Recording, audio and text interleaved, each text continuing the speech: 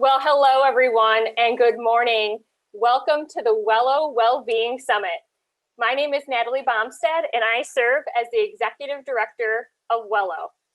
We're really grateful that you are here with us today and excited to share with you some incredible speakers and updates on the well-being wins over the past year.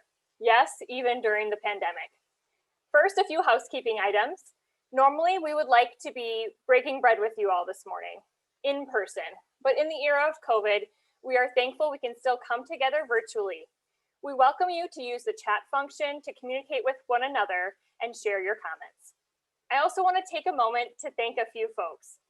Thank you to my incredible team at Wello, our leadership team and committee members who provide strategic guidance, vision, and support to drive our mission forward. And to my colleagues at Wello. Even despite one of the most difficult years, this team has stepped up in major ways to continue serving our community with innovation, inclusion, and really big heart. I am so proud to be part of a team where the passion for and dedication to our mission shines through in all that they do each and every day. Thank you. So here is our roadmap together for our time together here today. First, we will be setting the stage on Wello, on well-being, and on our summit theme, which is advancing health equity and justice. Second, there will be opening remarks from Lieutenant Governor Mandela Barnes, discussing why ensuring all voices are heard and represented in community-based efforts make them stronger and more effective. Our keynote speaker is Robin Tinnon from We All Rise African American Resource Center. After her talk, she will be taking questions from attendees. So that's your time to jump on in. We will then shift gears to do an engagement activity together, reflecting on the morning, and dive into an overview of how we measure well-being with help from our researchers, Dr. Janelle Holstad and Dr. Jamie Lynch, wrapping up with an introduction to Streetwise. Finally, we will share the power of we through well-being wins in this past year. The theme for our summit this year is advancing health equity and justice. We believe these values are central to our purpose at Wello, to co-create community conditions that are fair and just to drive high levels of health and well-being for all. Equitable prosperity is also our first guiding principle on how and why we do our work. The results of Wello's 2019 Brown County Resident Health and Wellbeing Survey highlighted disparities in health and well-being across economic, educational attainment, and race and ethnicity prior to our current crisis. These findings become even more troubling in the face of data showing COVID-19's disproportionate impact on lower income families and people of color right here in our community. Wello recently went through diversity, equity, and inclusion training with NWTC. On one of our first days, this picture was brought up as a way to think about equity, and it really stuck with me. In any storm, we are all in different boats. You can think of that storm as, say, a pandemic, or any other critical community issue you may be trying to address. If we don't take an equity approach to our actions may not actually fit the need we are trying to address. And it's natural in the face of such hardship to want to really spring into action right away. But what action is needed? As Greater Green Bay looks to rebound, it may be helpful to reflect on the common ironic definition of insanity as doing the same thing over and over, expecting a different result. We have an opportunity as we rebound and create a new future, one that centers health equity and justice in the recovery. And we see two key strategies at play in community-wide well-being efforts to improve equity and justice. One is a commitment to co-creation of community-led solutions. And two is creating a new narrative that celebrates and makes visible the diversity of the Greater Green Bay population. Our focus on well-being highlights the interconnectedness of all the social determinants of health and helps us define health in the broadest possible terms. These include things like where we live, such as our zip code, our neighborhood, our gender identity, our race, our income levels, our access to healthcare, safe and affordable housing, our natural environment, whether or not we live by a park or have sidewalks as part of our neighborhood, our family and our friend network, if we could ask a neighbor for a cup of sugar, and our culture. All of these things come together to influence our well-being. And by and large, we have many ways to measure those things, such as life expectancy, BMI rates, high school graduation rates, housing prices, GDP, net worth, etc. These things are called objective indicators. But knowing someone's BMI, for example, doesn't tell you how or why it got that way. And just because a community has high GDP doesn't mean their residents are happy or are well. These are the deeper questions we want to answer to really get to a more complete picture of all of the social determinants of health influencing individual and communities' well-being. And when we do so, we can more readily access and address root causes for long-term, sustained improvements to health and well-being. To fill that gap, Wello's Community Health and Well-Being Survey is designed to measure how people feel about their lives, or what is called a subjective measure of well-being. The three-pronged approach to our survey, panel study, and ground truthing efforts provides greater context to the numbers, allowing for lived experience to shine through. We measure in 4 overlapping areas: physical health, psychological health, social relationships, and the environments in which we live, work, play, and learn in. We will dive deeper into this approach and why it matters later in our program. But none of these things matter if they are not centered on health equity and justice. And for that, I'm excited to introduce to you 2 speakers who will dive deeper into why health equity and justice matters to community-based well-being work. First up is Lieutenant Governor Mandela Barnes. Mandela Barnes serves as Wisconsin's 45th Lieutenant Governor. He was elected on November 8th, 2018. He is the first African-American to serve as a Lieutenant Governor of Wisconsin and only the second African-American elected to statewide office. Born and raised in Milwaukee, Lieutenant Governor Barnes is the son of a public school teacher and a manufacturing assembly line worker, both union members to whom he credits for shaping his worldview. A proud product of Milwaukee Public Schools, he graduated from John Marshall High School in 2003. Lieutenant Governor Barnes is also a graduate of Alabama A&M University. After college, he worked for various political campaigns and in the city of Milwaukee's mayor's office, and then as an organizer for Milwaukee Intercity Congregations Allied for Hope, a Milwaukee-based interfaith coalition that advocates for social justice. In 2012, at the age of 25, Lieutenant Governor Barnes was elected to the Wisconsin State Assembly, where he served 2 terms. His time in the state assembly included serving as the chair of the legislature's Black and Latino caucus and becoming a recognized leader on progressive economic policies and gun violence prevention legislation. Within his current role, Lieutenant Governor Barnes serves as the chair of the Governor's Task Force on Climate Change and also serves on the Governor's Health Equity Council, Governor's Council on Financial Literacy and Capability, Wisconsin Criminal Justice Coordinating Council, and the Wisconsin Missing and Murdered Indigenous Women Task Force, as well as the statewide 2020 Complete Count Committee. The Lieutenant Governor uses a platform of sustainability and equity to fight for solutions that invest in opportunities and fairness for every child, person, and family in Wisconsin, regardless of zip code. It is my honor to introduce to you Lieutenant Governor Mandela Barnes. Lieutenant Governor, the floor is yours. Thank you so much. Thank you for the wonderful introduction, and thank you for having me here today. It is critically important that we talk about wellness because this past year has showed us all the ways and all the reasons why wellness is important, especially in communities that have been hit so hard and been devastated by many things, not limited to the pandemic.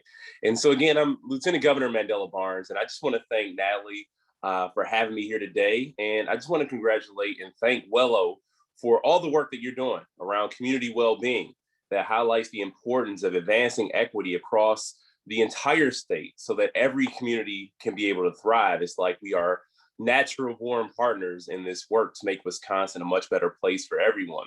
And I think about the issue of equity, and it's one that didn't just pop into my mind upon assuming the office of Lieutenant Governor. In fact, it's probably one of the main reasons that compelled me to run for this office or any office before that.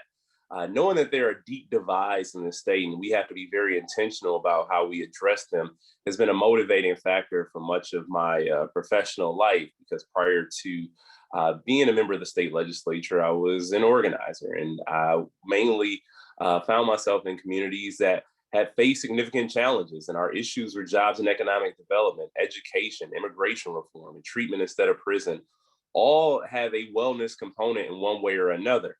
And there are so many steep racial inequities here in the state of Wisconsin, unfortunately. But rather than running away from the problem, it's important for us to run to the problem. It's important for us to admit that these issues do exist, because for as long as we have denied or swept under the rug that we in fact have challenges in this state, things have only gotten worse. And it's important for us to recognize the proud traditions that we have in the state of Wisconsin. We have been a place that's been on the forefront. We've been a state that has led, that has been pushing the needle, pushing the envelope, and providing an example of leadership to other states around the country. And it's important for us to reclaim that spot. It's important for us to be that sort of state once again. But as I've stated, we can't get past the issues of incarceration, the issues of joblessness, the issues of disproportionate health outcomes, the disproportionate levels of income and wealth and home ownership without talking about them. And that's why my core principles have been equity and sustainability, making sure that everyone has a fighting chance in the state of Wisconsin, and also making sure that we are operating in a way that is sustainable, that provides and will provide opportunity for the generations yet to come. And Executive Order number 59 sort of ties in perfectly into the work that you're doing. It was signed by Governor Evers that created agency equity plans within state government to make sure that we didn't just talk about this, but we led by example and we led with our values.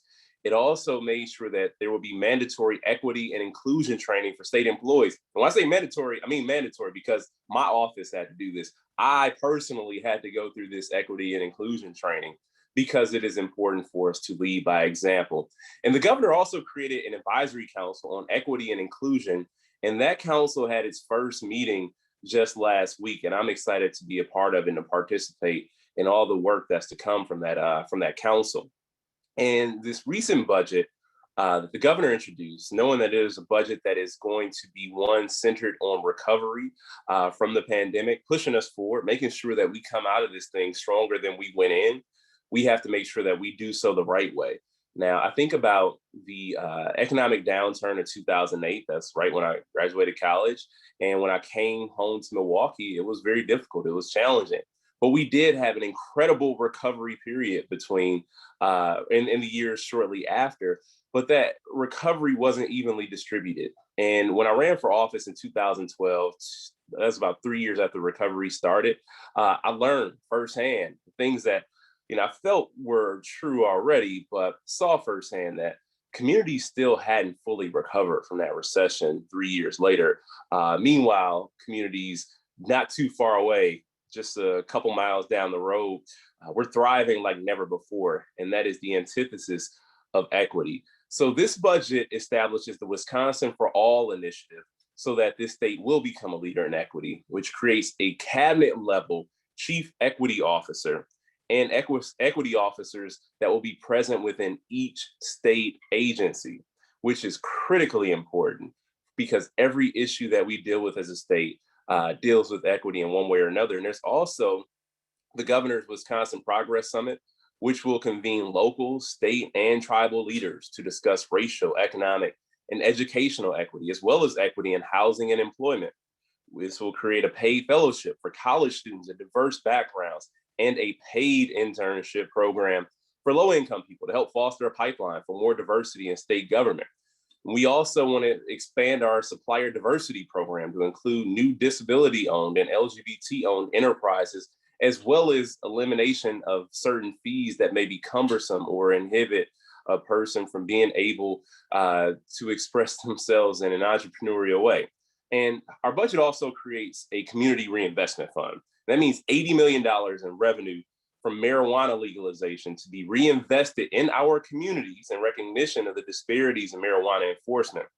There are equity grants at the Department of Health Services, the Department of Administration, Department of Children and Families that will be able to support organizations who are already doing the work to advance equity and inclusion, as well as grants through the Wisconsin Economic Development Corporation for underserved communities throughout the entire state.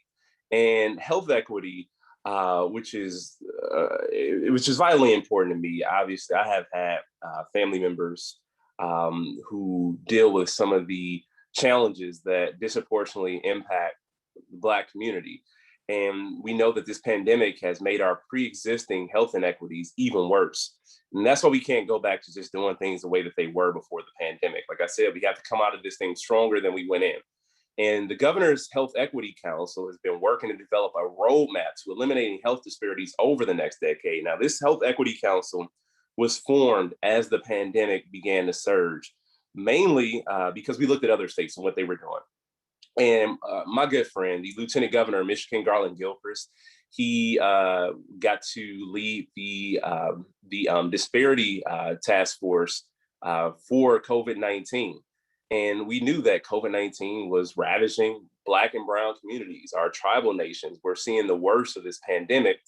But we also knew that there were health inequities that existed long before the pandemic that had only been amplified. And with that said, we didn't want something that was just going to go away when the pandemic went away, because if that were to be the case, we would act as if or assume that the other health disparities would just go away automatically. And we knew that wouldn't be the case. And so we wanted to have something that would be longstanding, something that would not just touch on the pandemic, not just create, not just to create, not opportunities, but not just create a roadmap for us to lower or lessen the burden on lower income communities and communities of color, but something that would also make sure that we would be addressing everything that stood in the way of health equity, which is why we have the Health Equity Council.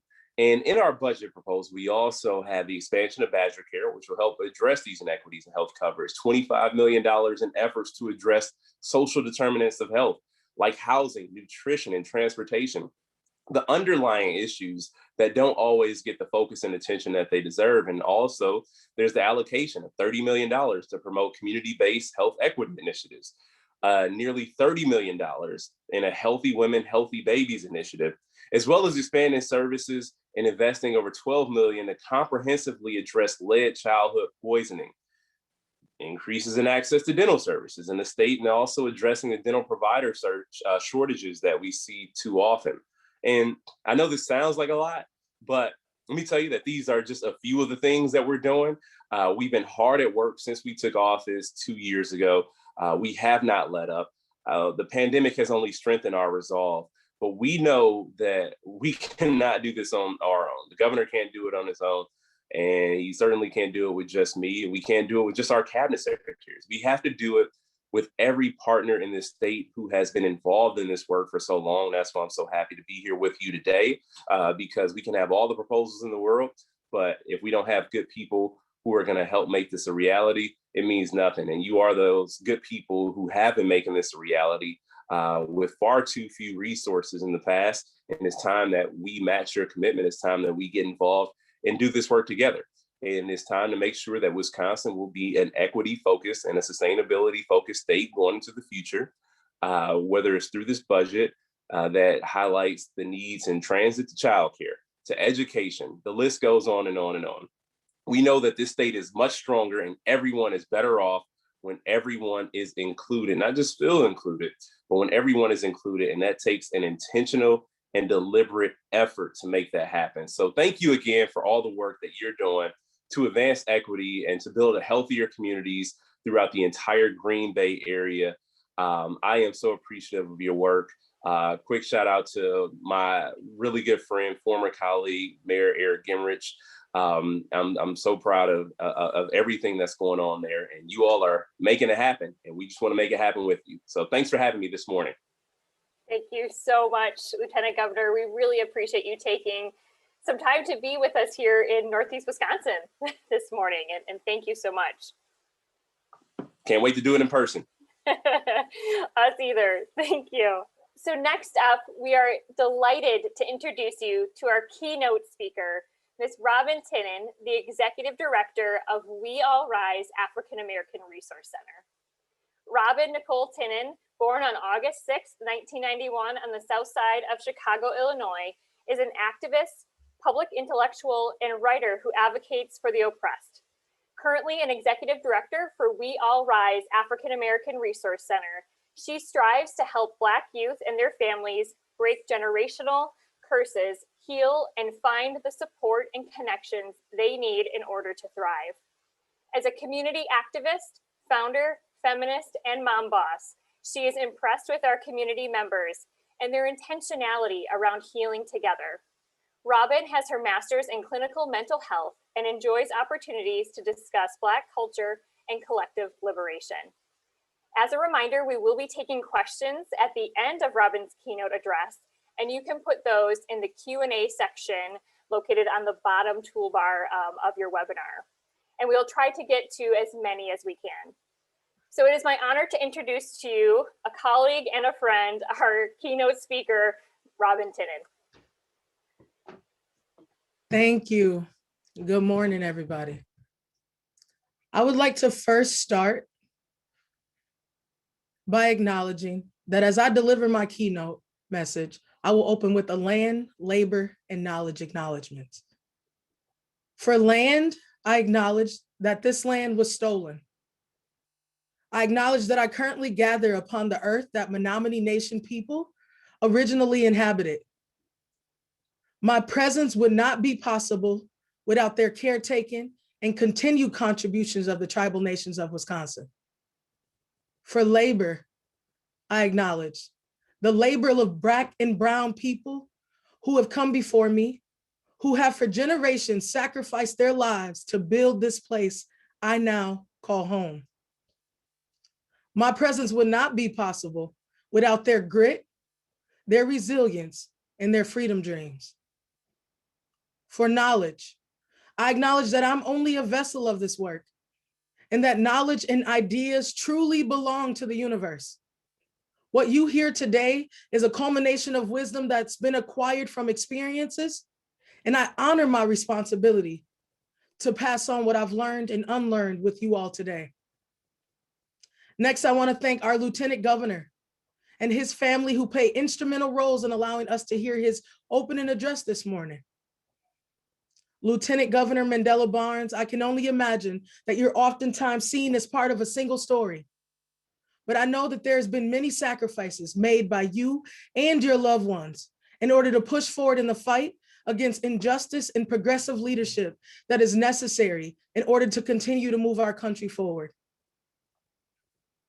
Lastly, before I deliver my message, I want to thank Wello.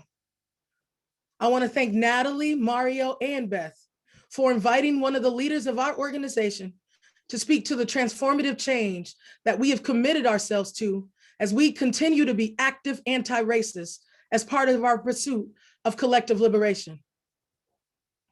I thank Wello for all the necessary data collection and research that you all do in order to help the rest of us see the bigger picture of what is happening in our community, as well as pinpoint gaps that exist and future gaps that may. It is with your help that we will move forward in our pursuits of racial equity and justice work for the constituents of the greater Green Bay community, one of the most growing communities in our beautiful nation. Thank you so much for thinking of We All Rise African American Resource Center when thinking of transformative change makers of our community, because we get the support of so many of the change makers around here. So here it is. Time wins every time. And we are all racing to something. but time wins every time. A few weeks ago, I got a call that said Wello was putting on their yearly health summit that I've been a participant of in the past. And this year they wanted me to be the keynote. Before I hung up with Natalie, their executive director, I had already accepted the offer, knowing that it is my honor and privilege to speak to the community about the ideas of transformative change, Black culture, and collective liberation. Those were my initial thoughts. I, like many others, get to choose what I think about and also what I invest my time and energy in. So I choose to think about myself and the likes of others who still care to know how we come together when we've seemingly fallen apart. Does any American just get geeked about opportunities like this and stay that way? No. In the hours that followed, I contemplated my plight. I contemplated the risk that saying the wrong things could have for not only my life, but those around me. And I thought about the reality that public speaking is nobody's favorite thing to do. But I then thought about Martin Luther King Jr., Sojourner Truth, Malcolm X, Claudette Colvin, Angela Davis, Assata Shakur, Eric Gardner, Trayvon Martin, Sandra Bland, and George Floyd. And so many more that have helped me to remember that it is my duty to do this work. And it's also my duty to speak truth to power when the opportunities present. A couple weeks after that, I was asked to give a quote for our press release. And so I did. And then I said, as a community, we have the ability to be in constant action towards collective liberation. It is not enough for us to continually discuss the suffering and the exploitation of those that, as primeval as our country itself, have been navigating at the margins of society. We ought to discuss reparations, truth, reconciliation, and root causes of oppression. Our country and our leaders, amidst the national uprising and pandemic, must do what we know needs to be done so that we reflect the truest values of the Americas. Black, Indigenous, people of color have actively built the foundation of our country. And so it is time to do away with savior and superiority complexes and allow real opportunity for equitable housing, schooling, healthcare, employment, and most certainly justice and accountability for those who continue to violate the bodies of Black and brown people. So what are the root causes of oppression? It's not alcoholism or simply mean people. It's things like racism and capitalism, colonialism, heteronormativity, and others. The consequences of the hierarchical structures of violence and power are loneliness and early death, heartbreak, pain, substance use, anxiety, fear, health problems, suicide, self-harm, anger, isolation, and even low self-worth. Places that many of us have been. As a community, we don't get to turn a blind eye to those that are most impacted by violence and power. For some time now, y'all, we have. Yes, time keeps along. But where has that actually landed us? We've gotten away from the truest values of life. Indigenous folks will tell you that our power comes from the earth. My ancestors teach me that healing is as much about us as it is about those that we care for. How hard is it for us to get traction in this snow when your tires are bald and beaten up? Sure, it feels good getting through the storms without many hiccups, but that doesn't erase the mothers, the children, or the families all around you that are still stuck in the ditches. It doesn't make living life more exciting, because the truth is we are at our pinnacles when the others around us can weather their storms too. We live in the greatest nation in the world. Prove it. There are developed nations with no one living on the streets and without half of their Black male population in the prisons. It's not because everyone there is stronger than the American people. It's because they hold their leadership accountable for equitable qualities of life. They do away with bootstrap mentalities and understand that unity is less about politics and more about decreasing the average person's student loan debts. That's investing. That's good sleep at night. Making sure that everyone, from our babies to our elders, are insured under quality healthcare acts, creating infrastructure that allows for quality housing, investing in education, mental health, and tax cuts for those that need it the most. That's not politics, y'all. That's liberation. You ever heard the saying, throw me the ball and watch what I do with it? White supremacy is scared of the American people. That is why there is such a divide between the rich and the poor, because let's be frank, we can have 3 degrees in America right now and be 1 paycheck away from our own lights being cut off. Such an atrocity, right? We allow it. Those that walk around here that decide in business over people, decade after decade, and still, where has the middle class gotten? Closer to poverty than most would truly like to admit, but the gag's up. Black, indigenous people of color, young people, white people, immigrants, refugees, LGBTQ and gender non-conforming and non-binary folks are becoming movement builders and organizers even after they work their full-time job. It's in their hearts, y'all. But let's look at our state. Let's look at the status of our state, Wisconsin. We're getting global recognitions for things like being the worst place in the nation for Black people to live, being home to the highest Native and Black men incarcerated. Our education system. According to the National Assessment of Progress, Wisconsin has the widest achievement gap between the Black and brown students of any state. As well as we've held this standard for quite some time now. Most people are referring to this as the Wisconsin chronic Black-white achievement gap. We should have heard of the terms and recognized our complicity in things such as the school to prison pipeline, standardized testing not really being standard. I mean, how could it with underserved and underfunded schools as the usual in Black and brown neighborhoods? Elementary schools with as many police calls as the local bar strips. We reallocate funds to put in nearly $500,000 into investigations from companies across the nation into what is basically racism, but we call it unruly and misbehaving kids instead of investing those dollars into mental health and social workers that our kids and our families truly need. Does our quality of life surveys in our community even capture the people? Because last time I checked, there was way more Black people chalooping around here than what those numbers truly reflected. What about the rest of Wisconsin? WPR reported in November 2019 for the 3rd year in a row. Milwaukee and Racine are among the worst cities in the United States for African Americans to live. Black Americans in the 2 cities make half of the median income of white residents and are nearly 12 times more likely to be put in prison than their white counterparts.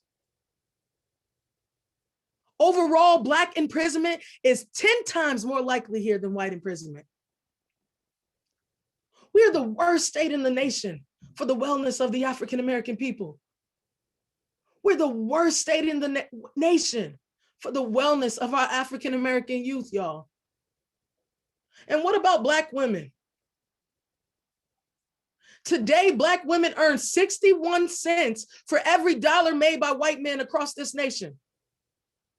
We also see that Black Americans are receiving advanced degrees more than ever before, yet our pay is lower than our white counterparts at every single level of education. We talk about the social determinants of health, Black people and how we are disproportionately killed by coronavirus. And what about our Brown County supervisors? One looking at my staff member a few weeks ago. Hey, I'm from Evanston, a Chicago suburbs, but you know about the housing projects that they built in Chicago to help y'all, like the Cabrini Greens, right? So we walked out because we didn't come for microaggressions. We come for leadership. And you cannot, will not, and should not try to interconnect yourself by suburbs with our realities. But here's the kicker. You wanted to relate to the Black people, but couldn't relate to the fact that racism is the national health crisis, period. Not race equity to clear things up. It's racism, or whatever single story we'll sit around tables and tell. It's racism. That is what's killing us. And 18 other community nonprofits told you that, so believe us. Let's talk about the 13th Amendment, or the new Jim Crow, put in place as modern day slavery. Brown County Jail has the highest revocation hold, jail expansion, and I've heard talk about a possible building of a juvenile detention center. And where there are open jail beds, there are Black people being pulled over for driving while Black to fill them. Believe me when I tell you. In 2018, 41,000 people were behind bars. 68,000 were currently on supervision. And each year, at least 129,000 people are booked through our jails, y'all. Wisconsin incarceration rates stand out internationally, not just nationally. White people make up 83% of our population in the state and 52% in our prisons and jails, while Black folks make up 6% of the population in Wisconsin, but make up 38% of our prisons and jails. And data shows that one number is steadily increasing while the other is decreasing. You take a guess. Are we just born inherently bad? The PLRA Litigation Reform Act even. Provisions contributed to the legal disenfranchisement of prisoners by effectively lifting their ability to redress wrongs and grievances through the federal court systems. One of its provisions specifically prevented those incarcerated from successfully being able to sue prison officials for mental and emotional harm unless they can prove physical injury. Almost diabolical by design, the provisions of the PLRA effectively prohibits lawsuits stemming from the psychological torture that runs rampant in the United States prison systems. There's so many significant effects on the human psyche. Corrupt and incompetent leadership, ignorance to psychological examinations that are needed, and still allowing inmates to live in squalor. We must understand that we have to appreciate the multiracial democracy. Solidarity is not just some buzzword that we shout or tweet with different colored fists to our woke friends. As a community, we have to be in constant practice in order to maintain true solidarity. We have seen on national television and via Facebook entire communities be attacked and targeted because of their gender, their race, and nationality. Censoring the most marginalized and the most impacted by hierarchical structures of power and violence may sometimes feel like erasure. I wonder if we can get to a state where those that actually are erased, their tears and pain and their realities can be nurtured, understood, and even trusted as much as the pain and fragility and support given to people. Barbecue Becky. What about Golf Cart Gail? What about Coupon Carl? We all remember Permit Patty, right? But that's no joke. The reality is that the fragility of white people, which no BIPOC is responsible to, can end the life of the babies, the husbands, the moms, and even the grandmothers that make up our families in an instant. But I wonder, how many of us must be sacrificed for white comfort? The reality is many of you have gone to sleep thinking, wow, that was sad. But that's just one individual account of racism or microaggressions. While it is so common in our community that we suffer from RBF. Anyone ever heard of this term? RBF, also known as racial battle fatigue, was a term coined in 2008 by critical race theorist William Smith. It was originally used in reference to the experiences of the African-American men in America, but it's now expanded to describe the negative and racially charged experiences of all people of color in the US. It's defined as the cumulative result of natural race-related stress responses to distressing mental and emotional conditions. These conditions emerge from constantly facing racially dismissive, demeaning, insensitive, and/or hostile racial environments and individuals. Racial battle fatigue causes people of color to experience various symptoms of mental, emotional, and physical strain, which can lead to psychological symptoms. Symptoms of RBF are suppressed immunity, increased sickness, tension headaches, trembling and jumpiness, chronic pain and even healed injuries, elevated blood pressure, pounding heartbeats. And when people of color with RBF even anticipate a racially motivated conflict, they may experience rapid breathing, an upset stomach, or frequent diarrhea and urination. Your Black employees ever take too many bathroom breaks? I'm sure there's a lot of things that happen outside of our cultural norms when we only seek to understand one culture. Here's the reality. As a community, we must be in constant action towards collective liberation, or we will repeat the statuses above again and again. A scarcity mindset underlies these attacks, and social justice organizations have shifted the narrative by using a solidarity strategy that reveals the true abundance of power that exists when all of us work together. This does not happen overnight.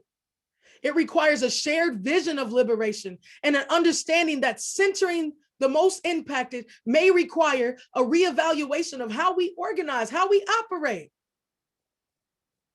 But by working through that decision-making process that happens when we engage in acts of solidarity, we'll gain insight in how to tackle the shifting organizational cultures. It will be our individual voices that come together in the moments that build the momentum that we need to pursue liberation. It will be our intentionality around visiting spaces that we are unfamiliar with and just being so that you can stop asking questions available to you in textbooks and that Siri can answer in a blimp, and observe the beauty that is Black and brown culture, Black and brown jokes, Black and brown language. And it is then that you will understand the fabric and the true virtue of our great nation. Black and brown people are not looking to be notarized as some superior race. We're not looking for special treatment. We simply want to thrive, to have access to good paying jobs, to provide for our families, to be able to get equitable loans and buy homes in our community, to have a fair chance to fight this virus, to have access to food. Something I know to be true is that the opposite of white supremacy is Black inferiority. So if we all participate in upholding white supremacy, we also ought to grapple with the way in which Black inferiority manifests and how we show up in the world. Anti-Blackness is a global concept. We are all responsible. We all participate in upholding white supremacy. And we have so much work to do with unpacking our anti-Blackness. As we move forward as movement builders, we must mobilize those that are most affected by injustice.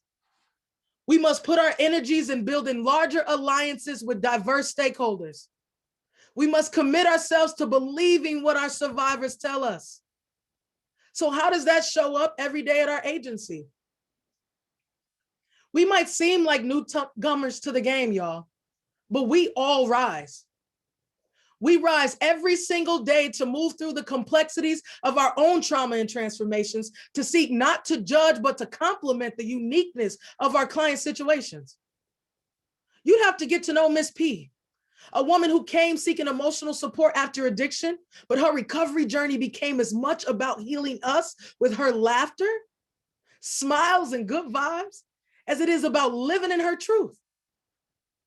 Or one of our young people who wrote on a Give Big Green Bay slip that we need money because we broke, enough said. We get to cherish and bask in the joy that our clients bring us because they're not just clients, because there are no single stories. We are not just advocates or psychologists or executive directors, we're clients. All seeking to be a part of this community because we know that there's no group of people that are more accepting. No group is more able to be believed because experience is the best teacher. One of our youth that we call Jasmine One would tell you that Black Lives Matter was not just a moment, it's a movement. And in the words of Xavier Dagba, as you focus on clearing your generational trauma, do not forget to claim your generational strengths. Your ancestors gave you more than just wounds. So as we end this morning, let us never forget that if we continue on in the ways that we have been, we lose every time because time wins every single time. Live your life freely, live your life abundantly. But remember that the only true reason that we all rise is to lift our hand back to pull others along with us. Thank you.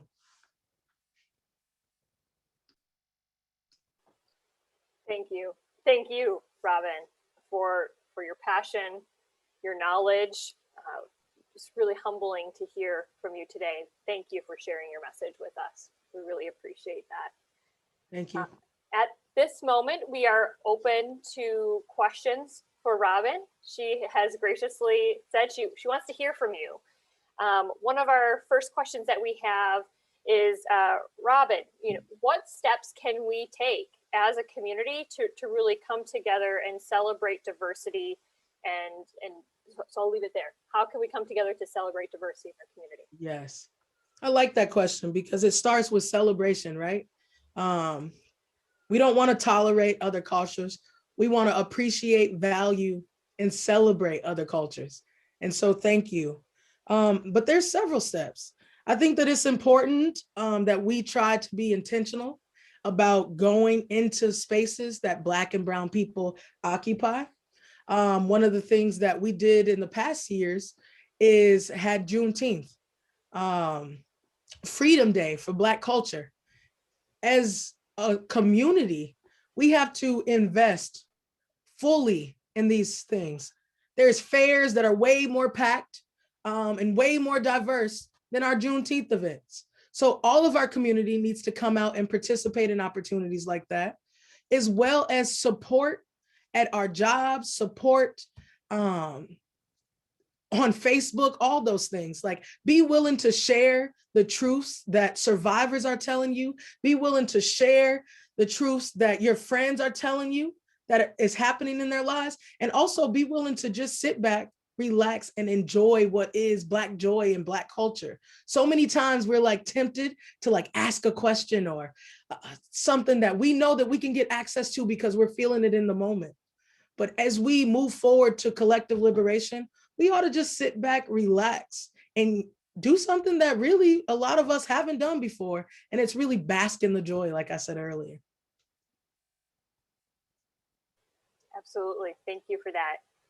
Our next question is, what needs to change in the way in which we talk about Black culture in the greater Green Bay region?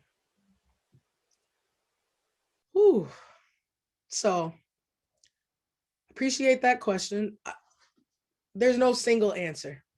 There's so many things that we need to do. First, before we've been discussing Black culture a lot, right? I think in the news and the world has already been bombarded with images and propaganda that is what we've embedded in folks to believe is Black culture. So one, we have to be intentional about navigating spaces so that we first experience what is true Black culture and Black joy. But it's really believing survivors.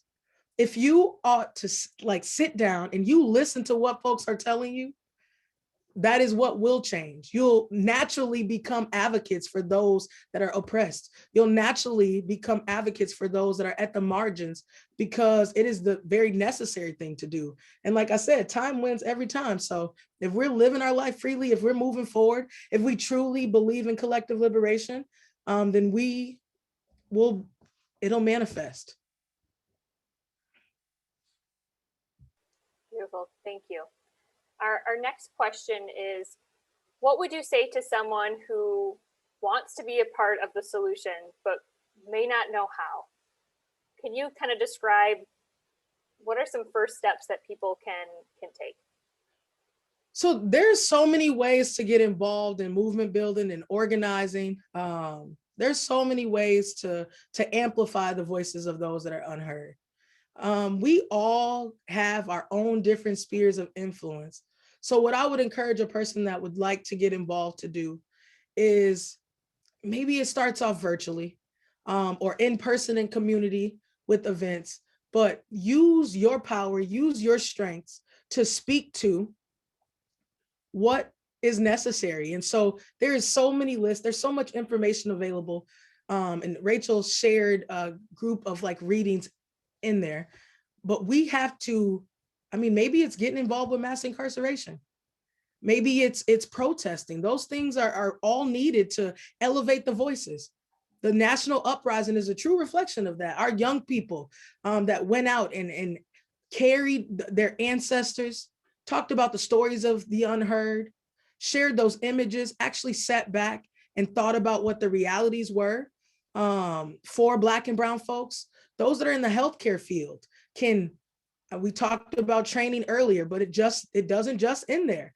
There's real opportunity for us to use those trainings to go out and teach the others that are on the floor, from CNAs to nurses and our doctors, about how we truly believe Black women. We recognize things like the fact that we're dying more in childbirth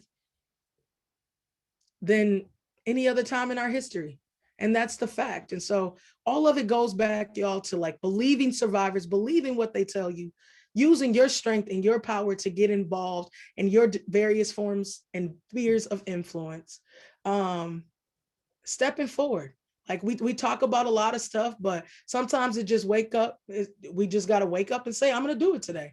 I'm going to go walk in. I'm going to say, I want to get involved. I'm going to fill out that survey where folks are asking for help.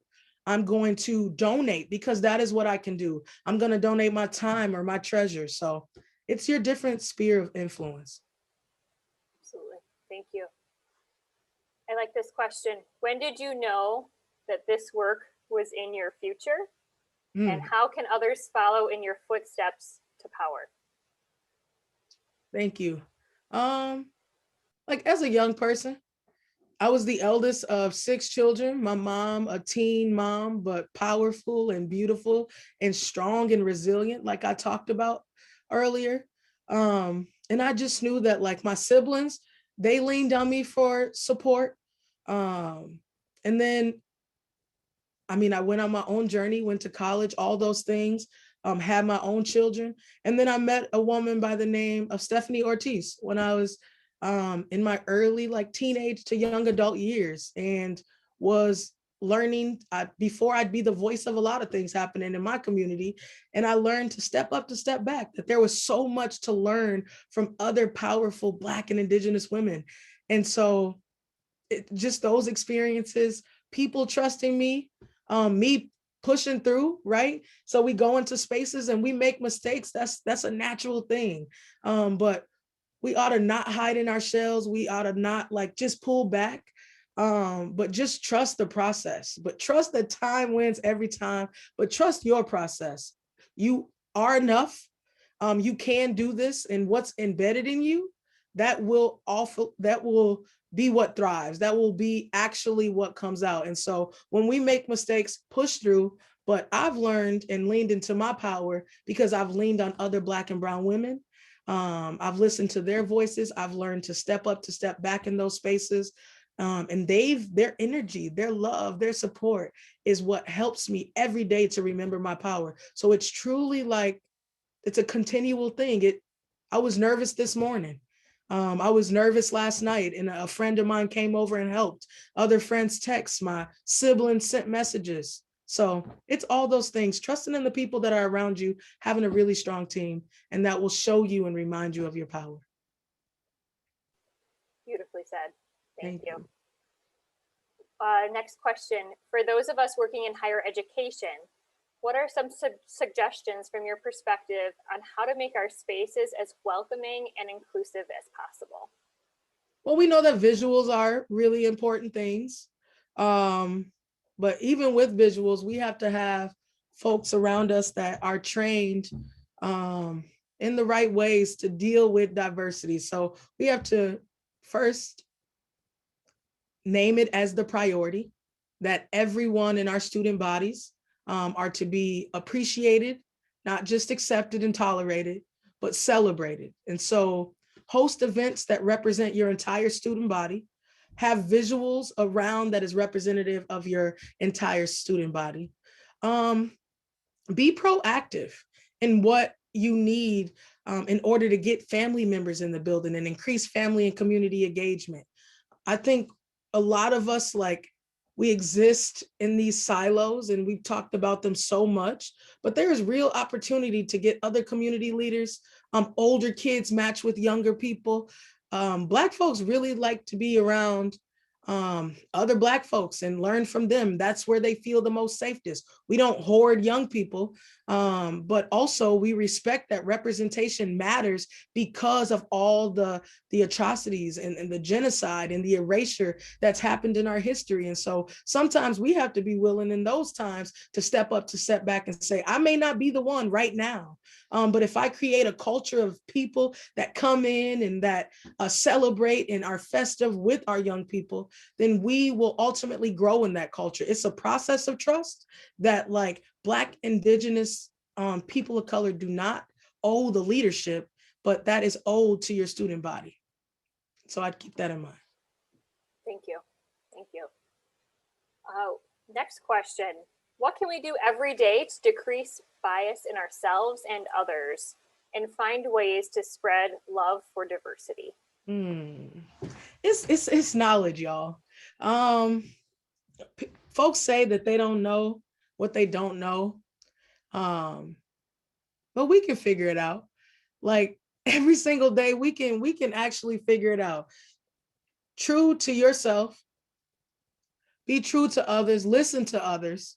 When somebody tells you a story, believe them. But when somebody tells you that you've done something to wrong them, or you even notice maybe physical reactions or expressions, I would encourage you to say, hey, I noticed that something happened. Maybe the energy shifted with your Black, Indigenous friends, and call it what it is. If I did something, and not asking you to talk about this right now, but I would really love to talk about it in the future. I think that that's important, being able to own that, in those spaces, and as we're doing this work and molding together, that we are gonna make mistakes, but it is our duties to name those things, to be honest about those things, and not just hide from them.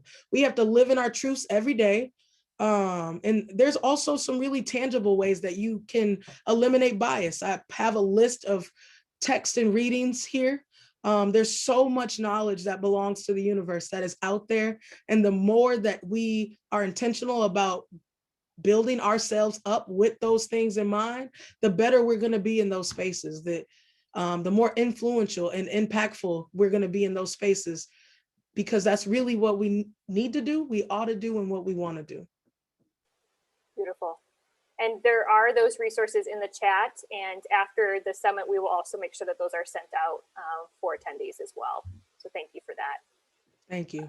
Next question is around kids and our kids in our community. Mhm. For parents of school-aged children, how can we help our kids and our local schools engage in this conversation? Ooh. There's many different ways. I think our schools, they have their trainings. There's also committees. There's what is the after school group that I feel like it's always usually been representative of a lot of white moms and even like movies.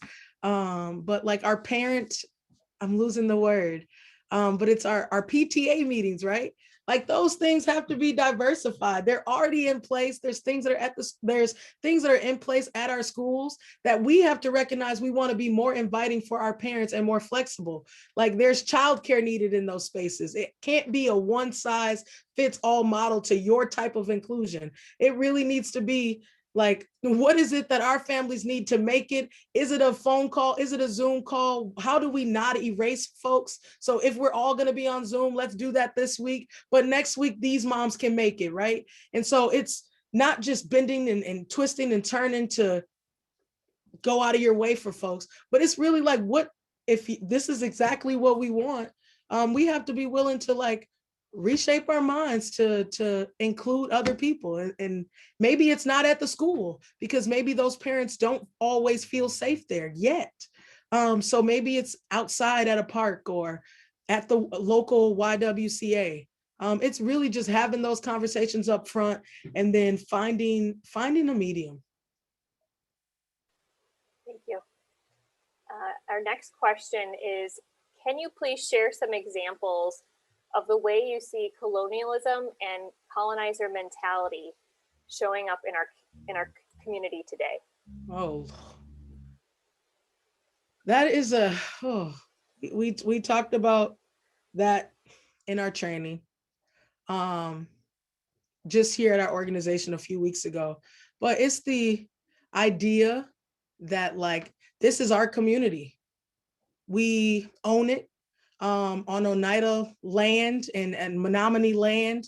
The amount of inequities that exist in home ownership here, that's colonialism. You've literally conquered the land by the masses and ignored the truths that there's so many inequities that exist in home ownership that Black and brown folks are literally compartmentalized into apartments and shut out into certain parts of the city, and white folks flourish throughout the city.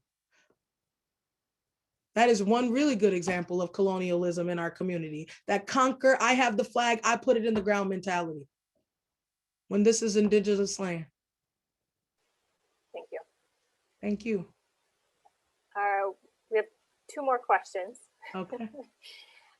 One is around, do you have a recommendation on how to reach the African-American leadership in our community or community at large to build alliances and trust? Yes, yes. I would say be diverse in our pursuits. And so one of the things that I did, like I grew up in this community, and I'm one of the leaders in the community, but also there's so many others.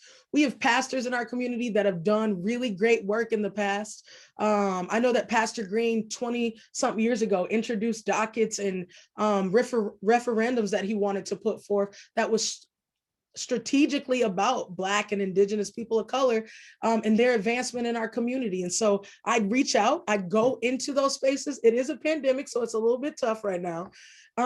But one of the things that I did, and it wasn't because I was Black that I was just welcome to the table. Like, you have to be, like I said, true to yourself. You have to come at it from a real angle. If you don't have a plan, be willing to cultivate a plan with those different folks. But I would say walk in, knock on the doors, make those calls, send the emails, and don't feel like this person didn't get back to me quick enough or they are not just able to do it. I would say be patient, but also like push forward, make those calls, be brave, be brazen, reach out, let folks know what your vision is. And just trust it, trust the process. I've met so many amazing people and I've grown so much into this role, even as the director here at We All Rise, because so many people called me and had a conversation, because I've been invited to tables like at Wello to have conversations very early on.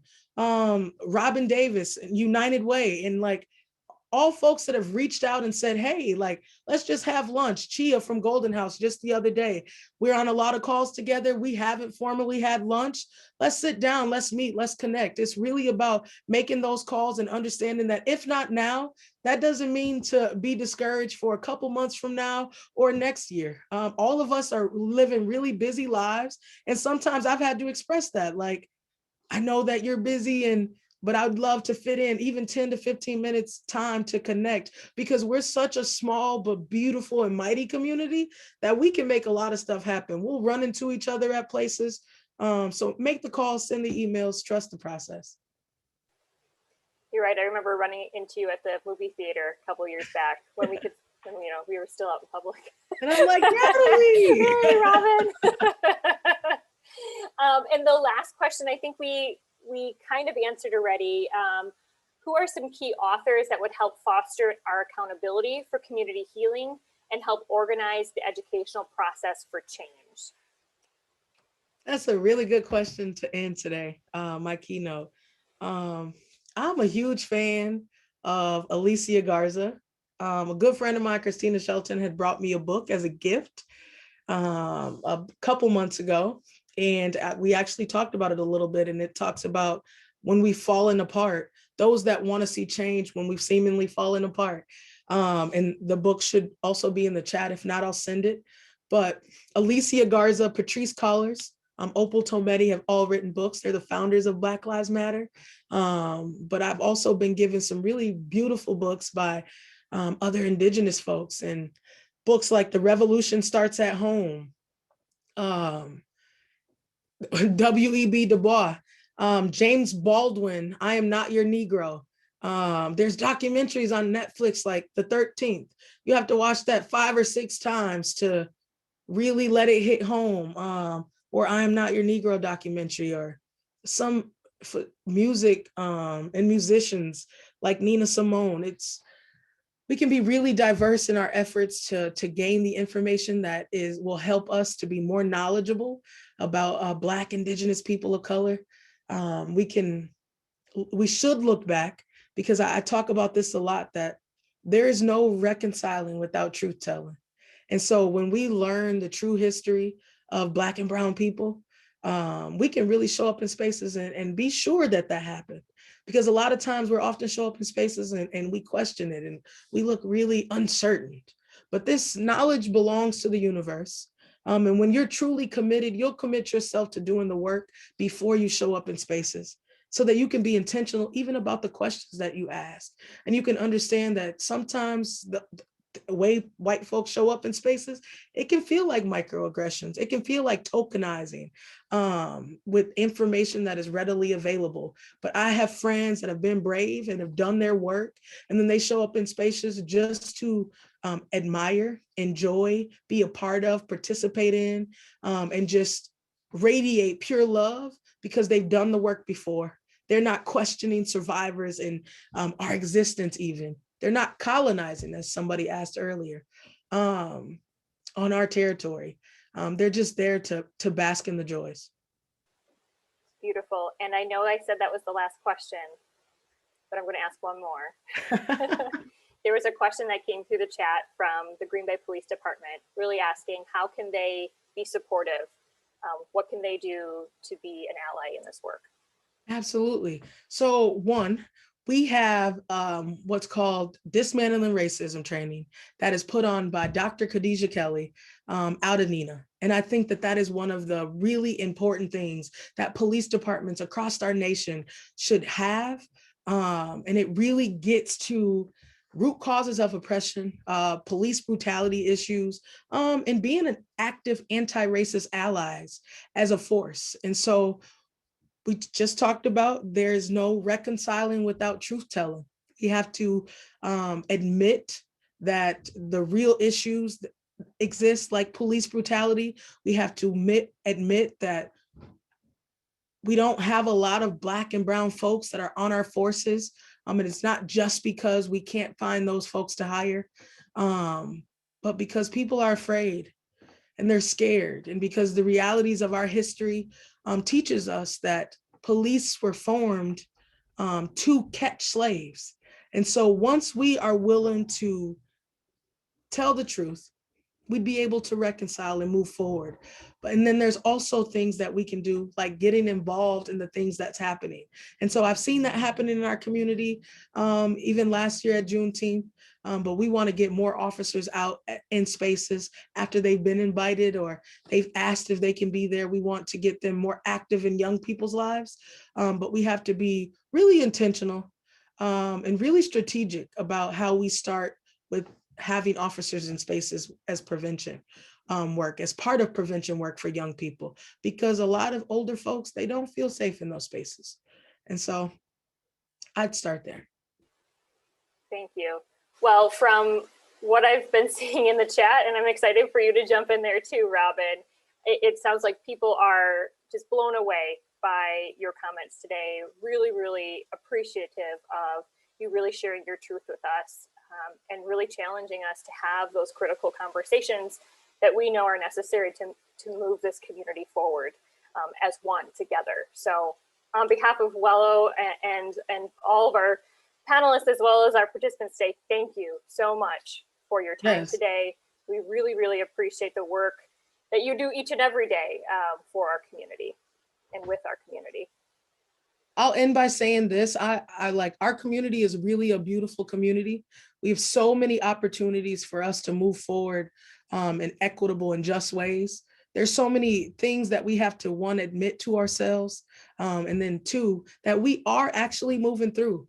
I haven't been a lot of places during the pandemic, but I know that there is something real brazen and strong about how we responded to our families across our community during this pandemic. And so I know that there is a lot of suffrage still to this day, but the relief in the ways that our community organizations, even with all the fear that we had, pulled together and had conversations and connected and shared resources for those that are most marginalized, that's something that we have to commit ourselves to after the pandemic. And for the rest of our lives, like we have to respond to the most marginalized in that way. It's not just once majority is in fear of maybe possibly losing their lives to a virus that may sneak up on them and kill them because of all these unknowns. We want to act in this way and be this brazen and share this much love and solidarity for our entire lives, realizing that it is our duty to live freely. It is our duty literally to win, but time wins every time. So thank y'all. Thank you, Robin. There are little things that you can put little claps in the chat. So I think we're all clapping for you here today. Thank you so much for your time. Really, really appreciate that. Thank you. So with that, we are going to shift gears a little bit, and we are going to do, we're asking all of you to kind of reflect with us on this morning half of our summit. And on the screen, you see a picture of Funfair Glen's 30-foot waterfall. Now, this is located, if you know kind of our Brown County Park System, it's located within our park system. And we want to do a well-being waterfall with you all here this morning. So how this works is we are going to ask you, what did you hear that excited you or inspired you about this morning? And don't put it in the chat just yet. Think of 2 words or a phrase.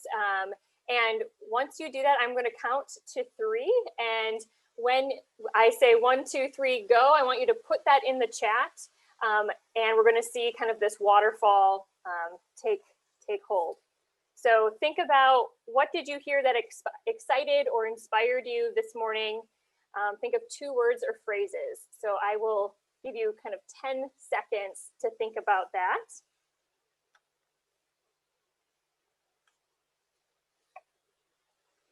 All right.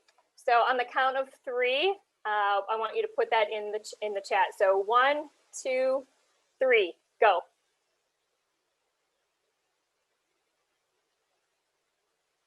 Time wins. Brazen and brave, courage to step into this space. Liberation and inclusion, time wins. Be intentional.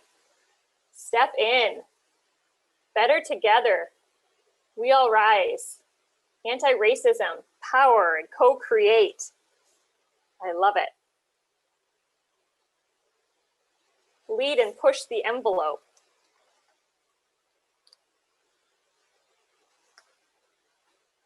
We have connection and inclusion. No reconciling without truth telling. Beautiful, thrive. Thank you all. We will be taking the words that were in the chat here this morning, and we're going to be creating a word cloud that will be sent out following the summit, so you all can see that. So next we want to shift and talk about how we measure well-being here at Wello. And first and foremost, we want to talk about our collaborative partners on this project. So we have 5 kind of key collaborative partners. We work with the University of Wisconsin-Green Bay, their Consortium of Applied Research, St. Norbert College Strategic Research Institute, the Brown County Health and Human Services Public Health Division, the Brown County United Way, as well as HealthTide, which is our state level health and well-being partner. The Wello Resident Wellbeing Survey is also sponsored in part from the grant from the Basic Needs Giving Partnership of the Greater Green Bay Community Foundation, which includes a fund from US Venture for Basic Needs, the J.J. Keller Foundation, and donors of the Community Foundation. So really thank you to all of our partners that make the measurement possible here in our community. So to measure subjective well-being, Wello uses kind of 3 overlapping approaches.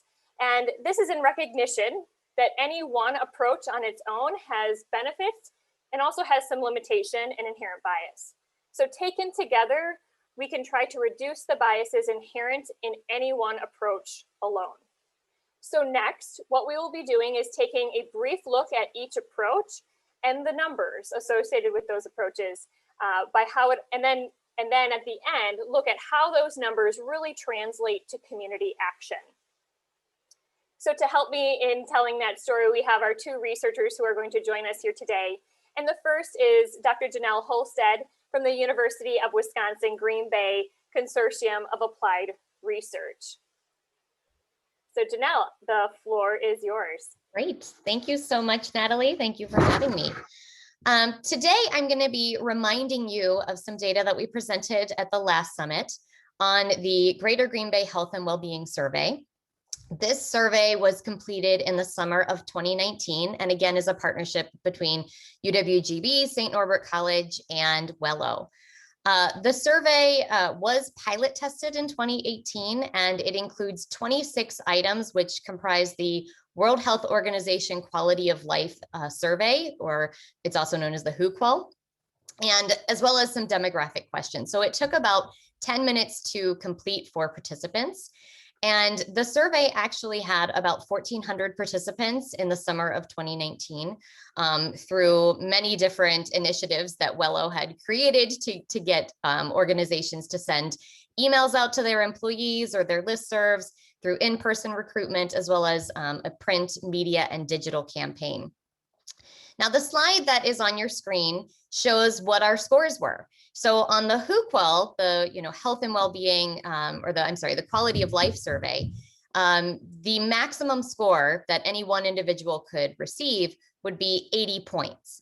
And so you can see across the bottom there, how many or what percent of Greater Green Bay had scored 40 to 49, 50 to 59, and so on.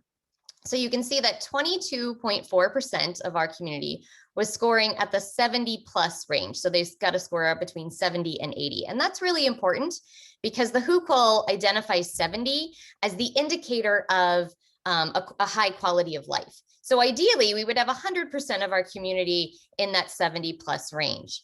Now, 45% were on the cusp, 60 to 69, not doing horribly, but, about 30% of individuals were between 40 and 59, which is really problematic and signals the need for interventions. The other thing that I would point out, and one thing that we did on the survey that's not identified on this slide, is that we did look at analyses by race, and we saw that there was about a 10-point spread between white and non-white individuals. So reiterating some of the things and messages that Robin was talking about this morning. Next slide, Natalie. Okay, so when you look at the overall composite score, it gives you an idea of are you having a high quality of life or not?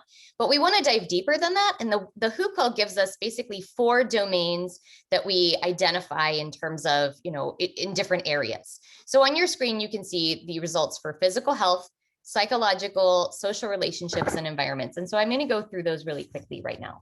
So physical health would be questions that are related to an individual's sleep and rest. It would be their ability to work, pain and discomfort that they might have in their daily life, their mobility and their energy, kind of all things physical. The psychological domain looks at if an individual has negative feelings or positive feelings, self-esteem, thinking and memory and concentration kinds of questions, as well as bodily image and appearance. Social relationships looks at our personal relationships and the quality of the social support that we have.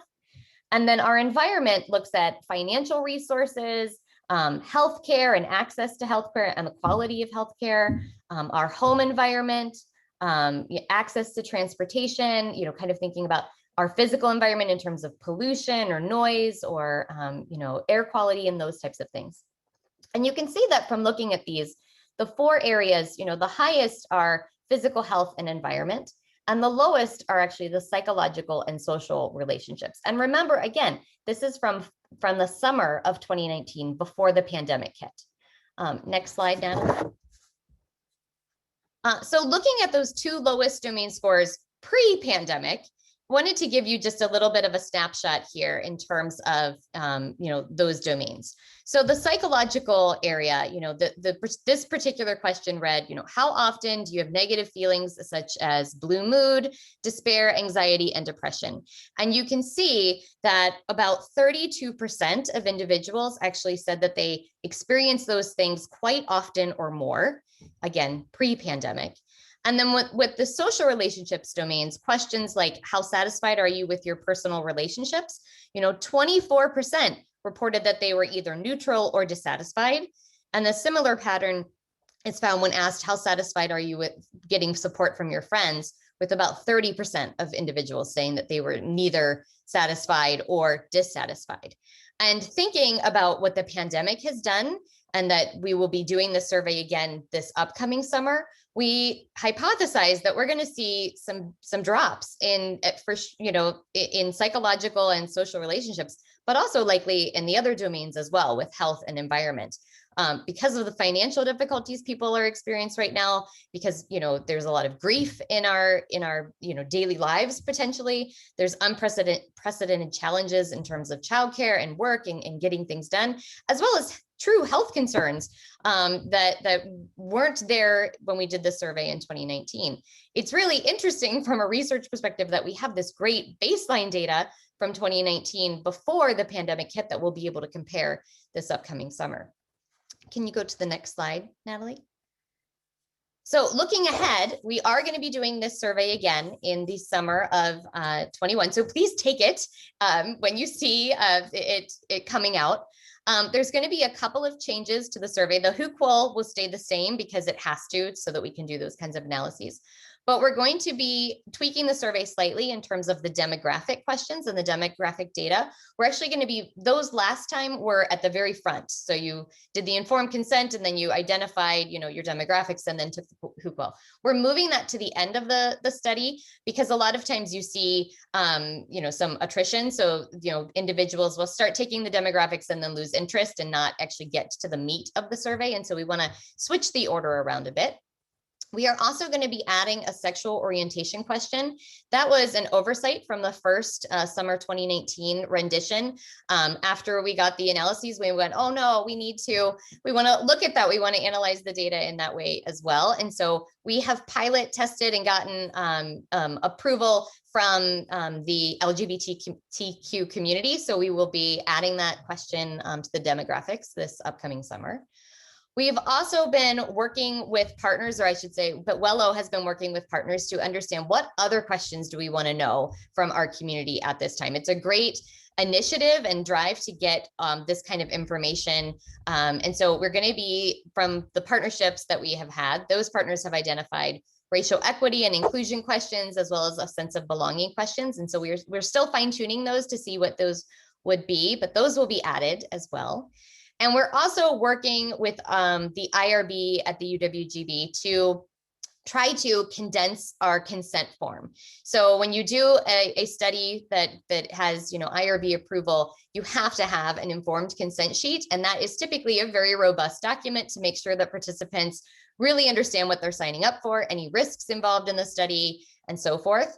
And so last time, the first question on the survey was, English or Spanish, which we will do again, it will be in 2 languages. And then after that, you got this huge informed consent form. And unfortunately, we had about 200 people that took the English or Spanish question and then looked at the informed consent sheet and dropped out.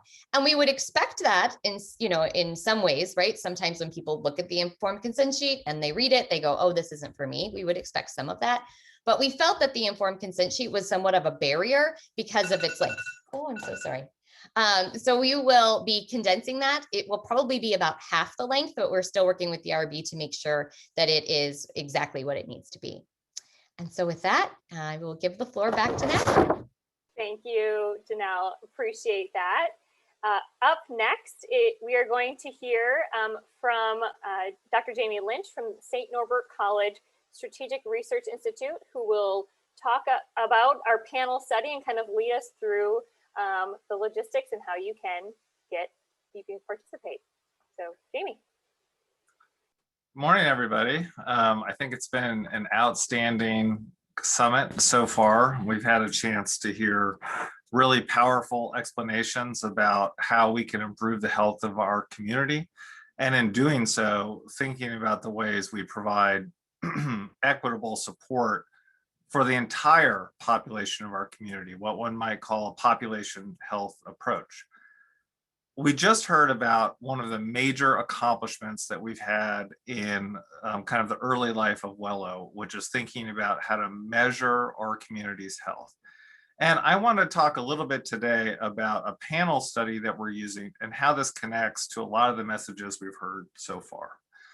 We've talked a lot about how do we improve the health of all of our community? How do we make progress? How can we be involved in change for the better? And as somebody that focuses on the research of this, it's important to me that we never underestimate how important it is to collect and tell the stories of our community in a formal and complete way. So a big part of the effort that we're doing here in collecting this information is to tell the story of Green Bay, and that means telling the story of all residents of Green Bay. When we think about our survey that Dr. Holstad just talked about, we're taking a cross-section of our community. And another way of measuring our community is to do what's called a panel study. A panel study is a dynamic approach to surveying, which asks the same people different questions throughout the year. So rather than doing a cross-section of the community, we take the same group of respondents and we measure them over time on important areas. What's nice about this is that panels tend to grow over time, they're dynamic, and they allow us to really pinpoint trajectories or changes in our community that are sometimes tough to measure if we just do a cross-sectional survey. Part of this is, of course, a plea to get you involved, you meaning literally you, involved in this conversation. So we invite everybody who's in the Green Bay area to get involved in this panel and help us tell the stories in a dynamic way of our community. So if you're interested in joining our panel, please, wello.org/panel is a very simple way. You know, you're sitting in front of a screen right now. You might even be able to do it just as we're talking. Maybe there's even a link in the chat that you could use to get connected to that. So a panel study is a way of measuring changes quickly over time that complement our cross-sectional survey. And as we can see, these changes can be pretty enlightening. So we started a panel back in, we did some data collection back in March, and then we did a second follow-up in 2020 asking about social distancing and the importance of social distancing. Well, it turns out in March, people really thought that social distancing was pretty important. About 72% of folks said that it's extremely important, but we saw a pretty big reduction in that result by the time we got to June. By June, the extremely important group had dropped to about 50%, and the very important had dropped to about, or had increased to 29%, but we see an increase in our not too important and not at all important. Well, why is this valuable? This helps us understand people's changing perspective during a complex time and can shed light on some of the challenges different groups might face and some of the current perspectives on this. So while these results might be a little bit alarming, not measuring them is perhaps even more alarming. But we can also see some positive outlooks as well. So we assess questions like, how frequently are you exercising? How frequently are you going out and taking a walk? And while we might be a little bit dismayed by people's approach to social distancing, we do see nice positive increases during this pandemic of people increasing from March to June in their ability to go outside and take a walk. Of course, we do live in Wisconsin. March is generally rough, and June is substantially better. But again, we're measuring a positive increase in that. When we put this all together, what this means is that when we have our cross-sectional survey, we're looking at one point in time and we're able to measure large group disparities that take place. Very important. The panel survey complements this by allowing us to measure trajectories and change and helps us tell the story of Green Bay in a more complex and complete way. That's why it's so important that you right now join our panel so we can help tell the story of Green Bay by uplifting and including all voices. Thanks. Thank you, Dr. Lynch. We appreciate all of your support as well as Dr. Holstad's on this project. So next, the final approach to this kind of three-prong approach is ground truthing the data and really centering that on resident voice and lived experience. And this requires us to really remove barriers for equitable participation, as we've talked about, and building authentic and trusting relationships to really uplift and empower the voices of often marginalized people and communities. It also requires us to really reevaluate our processes by which we do that. So a thing that we have felt has been missing is a way to really do this, to uplift community voice in real time. So we have an opportunity to do something different together with our community and build from the ground up. So we are excited today to announce that Wello is part of a partnership that received a National Science Foundation Smart and Connected Communities grant to pilot Streetwise here in Brown County in 2021. This is a collaboration between Wello, HealthTide, and researchers from Tufts and the University of Wisconsin-Madison. It is also a part of our Wello measurement team. Streetwise is designed to build a more inclusive engagement process. This tool acts to crowdsource information that makes the social determinants of health actionable and changes how decisions are made and who makes them. This pilot will partner with community groups whose voices have been traditionally underrepresented in other community efforts. For Wello, this project presents an opportunity to really test a new approach to health equity work that shifts the narrative building, priority setting, and solution generation to the groups most impacted by the health inequities. Guided by social determinants of health, the pilot also explores health equity using the broadest possible understanding of the conditions that promote health and well-being.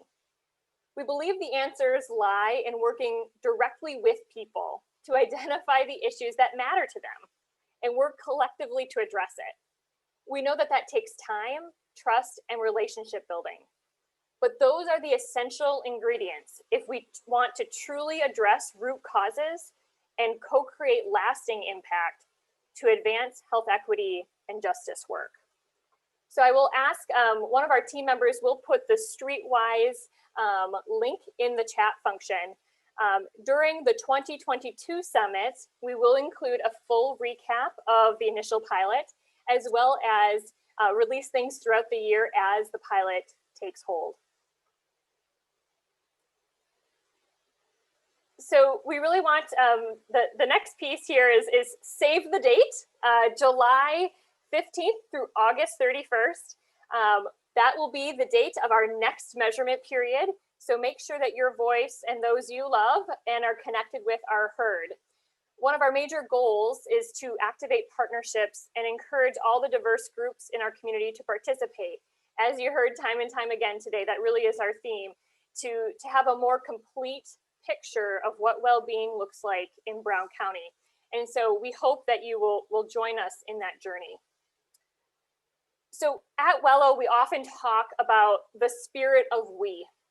For starters, the word we is right there in our tagline, where well-being starts with we.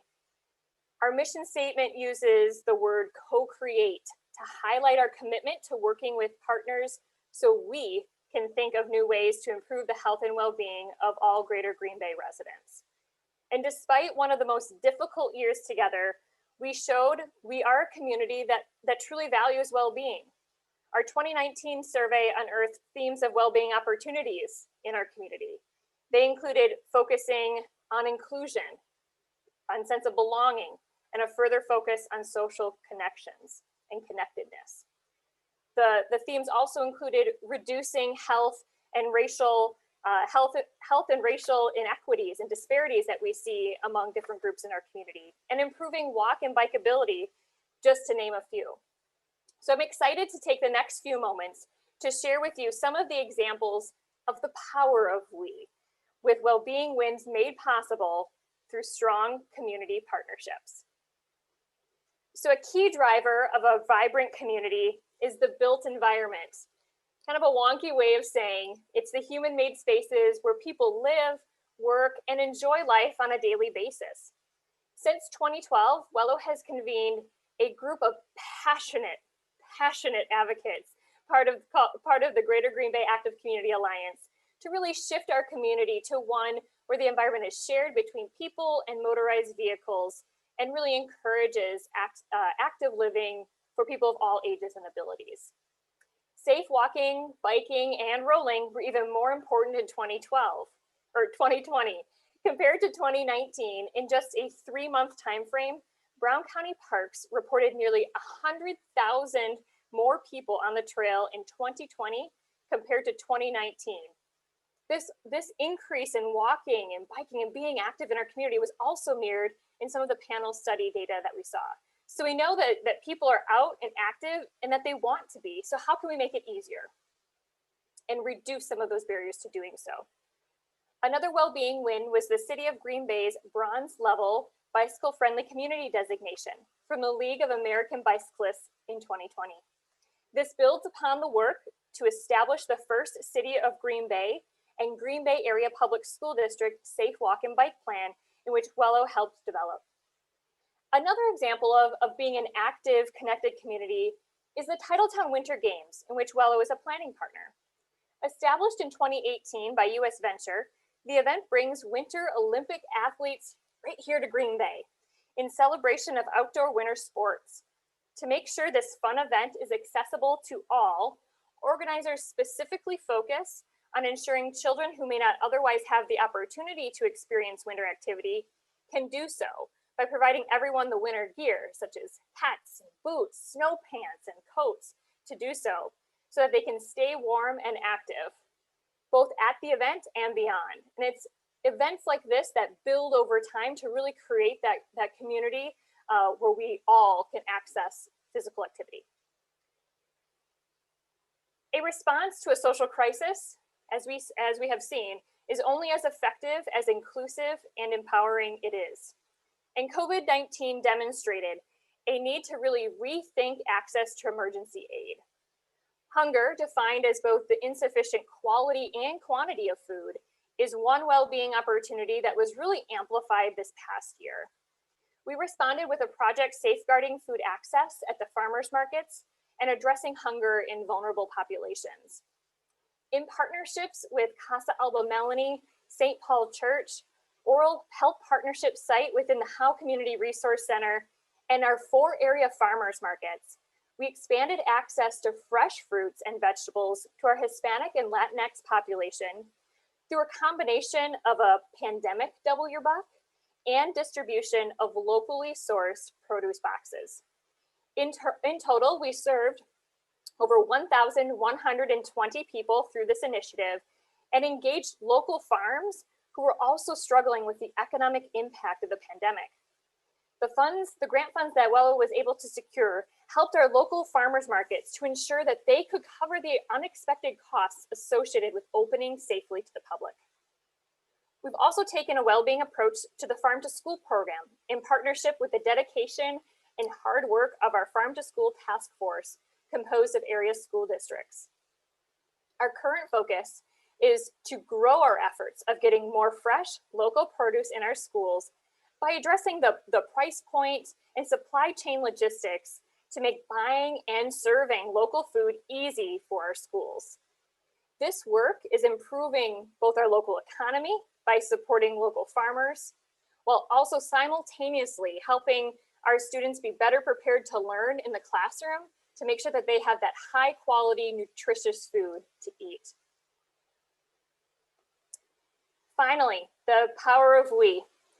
In 2020, Wello put out the call for leaders to collectively come together to declare racism is a public health crisis. That call was met by 19 entities and counting, and most recently, the Brown County Board of Supervisors, who publicly declared ending racism as a core value. But we want to be clear, this is just a starting point. Wello will continue to hold space to convene cross-sector partners together, but priorities will be shaped by those most impacted by racism.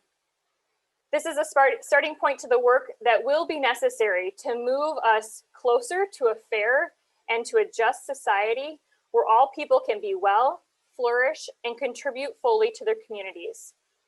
The link to all of the organizations that have signed on locally to the declaration is included in the slides. And we encourage you to go and take a look at that site. And also want to really applaud the leadership of those organizations for really taking a stand and being first to take a stand and to say, racism has no place here in our community. And we start by declaring racism as a public health crisis. Finally, Wello has been working with the Green Bay Area Public School District to support the educational community in using tools from mindfulness for both teachers and students. This work did move into a virtual format at the end of last year, supporting school mindfulness champions with online training, drop-in practice sessions, and a mini grant process that helps teachers implement tools and practices in both their virtual and now upcoming in-person classrooms. This type of work is going to continue to be very important. As we have talked about, that psychological health was an area that we were, scored the lowest in as a community. And we really know that the pandemic has impacted our mental health in a very real way. And so this is something we'll continue to keep an eye on. So here's your call to action. We've spent almost 2 hours together this morning, and I hope if anything came through, it is that there is momentum behind building and advancing health equity and justice in our community. There is momentum behind really ensuring that our community is a place where you can be born or you can come here and you can live a healthy and well life, that is attainable for everyone. So there's a few ways that you can get involved right away. First and foremost, it will be measurement season here before we know it in July. And we encourage you to become a survey champion. You can email hello@wello.org with the subject line survey champion. And you can also visit our panel survey, which again you see on your screen and was in your chat earlier. It is vitally important that we have a good, diverse representation of our community. So being a survey champion may mean that you talk to friends and family. It may mean that you ask your employer, can we send this out to our employees? If there is an opportunity for us to ensure that voices are heard, we can make it available in multiple languages. We can make it available in both electronic as well as paper copy. So please reach out to us. We are really excited to work directly with our community to make this a really successful survey period. You can also follow Wello on Facebook, Twitter, LinkedIn, Instagram, and our website for our latest updates. Beth on our team and Mario, they do a fantastic job with the storytelling element, and we really try to uplift the well-being stories throughout the year that are happening. So if you have an idea for a well-being story, if you're part of a well-being story that should be shared, please email us at hello@wello.org, and we would love to work with you to make sure that that story is really uplifted and shared with the community. And finally, be a well-being champion. We've heard today a lot of different ways in which you can get involved and be the change that you seek to see in your community. You can start by being a well-being champion with yourself, right? To really focus on your well-being and also the well-being of your network, your family, your friends, your coworkers. Well-being really is about we, and it's about coming together to really accomplish some really big things. And we know it's possible. It's only ever been possible when we come together. So we encourage you to be a well-being champion, not just today, but every day as we move forward. So finally, our hope is that you leave today feeling a little bit inspired, some excitement, and that you feel that there is a place for you here in Brown County. We have persevered. We've co-created well-being wins together, and we can advance health equity and justice.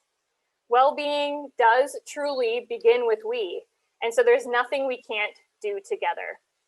So thank you for joining us, and it looks like we'll give you a couple minutes back in your day today.